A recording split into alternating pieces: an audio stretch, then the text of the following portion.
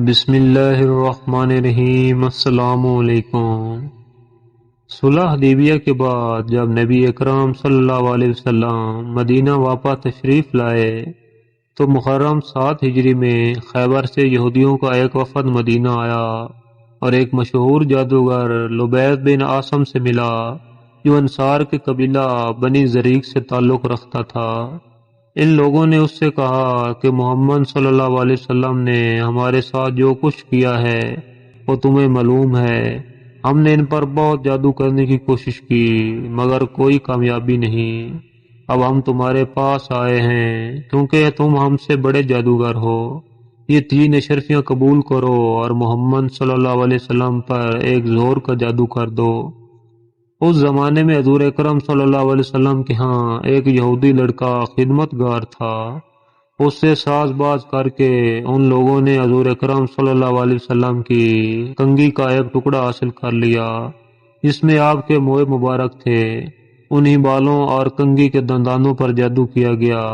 بعض روایات میں یہ ہے کہ لبید بن عاصم نے خود جادو کیا تھا اور بعد میں یہ ہے کہ اس کی بہن اس سے زیادہ جادوگرنیاں تھیں، ان سے اس نے جادو کروایا تھا۔ بہرحال ان دونوں صورتوں میں جو صورت بھی ہو، اس جادو کو ایک نر کھجور کے خوشے کے غلاف میں رکھ کر لبید نے بنی زریق کے کنویں زروان یا زی اروان نامی کی تہ میں ایک پتھر کے نیچے دبا دیا۔ اس جادو کا اثر نبی اکرم صلی اللہ علیہ وسلم پر ہوتے ہوتے پورا سال لگا۔ دوسری ششمائی میں کچھ تغیر مزاج محسوس ہونا شروع ہوا۔ آخری 40 دن سخت اور آخری 3 دن زیادہ سخت گزرے، مگر اس کا زیادہ سے زیادہ جو اثر حضور اکرم صلی اللہ علیہ وسلم پر ہوا وہ بس یہ تھا کہ آپ گلتے چلے جا رہے تھے۔ کسی کام کے متعلق خیال فرماتے کہ وہ کر لیا ہے مگر نہیں کیا ہوتا تھا۔ اپنی ازواج کے متعلق خیال فرماتے کہ آپ ان کے پاس گئے ہیں مگر نہیں گئے ہوتے تھے، اور بعض اوقات آپ کو اپنی نظر پر بھی شبہ ہوتا تھا کہ کسی چیز کو دیکھا ہے مگر نہیں دیکھا ہوتا تھا۔ یہ تمام اثرات آپ کی ذات تک محدود رہے، حتیٰ کہ دوسرے لوگوں کو یہ معلوم تک نہ ہو سکا کہ آپ پر کیا گزر رہی ہے۔ آپ کے نبی ہونے کی حیثیت تو اس میں آپ صلی اللہ علیہ وسلم کے فریض کے اندر کوئی خلل واقع نہ ہونے پایا۔ کسی روایت میں یہ نہیں ہے کہ اس زمانے میں آپ قرآن کی کوئی آیات بھول گئے ہوں یا کوئی آیات آپ نے غلط پڑھ ڈالی ہو، یا اپنی صحبتوں میں اور اپنے وعظوں اور خطبوں میں آپ کی تعلیمات کے اندر کوئی فرق واقع ہو گیا ہو، یا کوئی ایسا کلام آپ نے وحی کی حیثیت سے پیش کر دیا ہو۔ آخر کار ایک روز آپ صلی اللہ علیہ وسلم حضرت عائشہ صدیقہ رضی اللہ تعالیٰ عنہ کے ہاں تھے کہ آپ نے بار بار اللہ تعالیٰ سے دعا مانگی اور اسی حالت میں نیند آ گئی یا غنودگی طاری ہوئی، اور پھر بیدار ہو کر آپ صلی اللہ علیہ وسلم نے حضرت عائشہ صدیقہ رضی اللہ تعالیٰ عنہ سے کہا کہ میں نے جو بات اپنے رب سے پوچھنی تھی وہ اس نے مجھے بتا دی ہے۔ حضرت عائشہ رضی اللہ تعالیٰ عنہ نے عرض کیا کہ وہ کیا بات ہے؟ آپ صلی اللہ علیہ وسلم نے فرمایا، 2 آدمی میرے پاس آئے، ایک سرہانے کی طرف تھا اور دوسرا پائے نیتی کی طرف۔ ایک نے پوچھا انہیں کیا ہوا، دوسرے نے جواب دیا ان پر جادو ہوا۔ اس نے پوچھا کس نے کیا ہے؟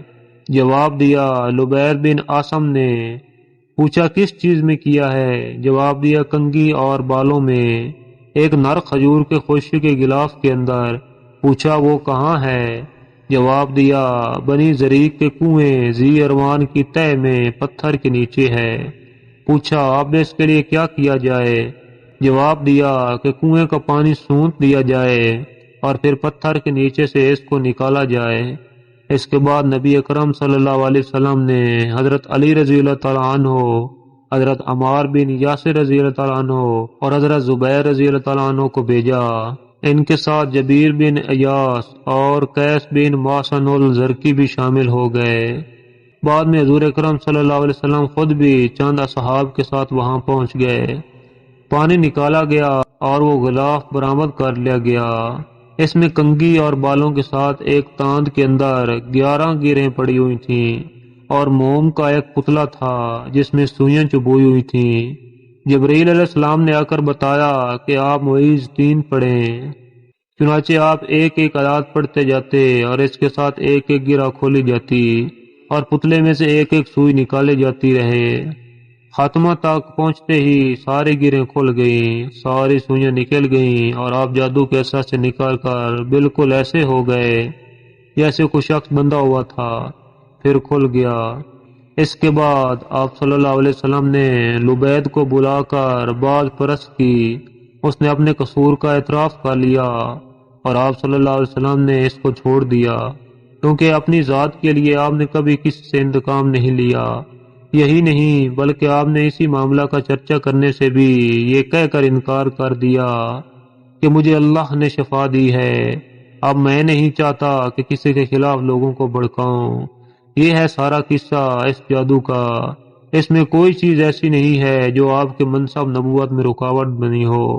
اسی حیثیت سے اگر آپ کو زخمی کیا جا سکتا تھا جیسا کہ جنگ احد میں ہوا، اگر آپ گھوڑے سے گر کر چوٹ کھا سکتے تھے جیسا کہ احادیث سے ثابت ہے، اگر آپ کو بچھو کاٹ سکتا تھا جیسا کہ کچھ اور احادیث میں وارد ہوا ہے، اور ان میں سے کوئی چیز بھی اس تحفظ کے منافی نہیں ہے جس کا نبی ہونے کی حیثیت سے اللہ نے آپ سے وعدہ کیا تھا، تو آپ اپنی ذات حیثیت میں جادو کے اثر سے بھی بیمار ہو سکتے تھے۔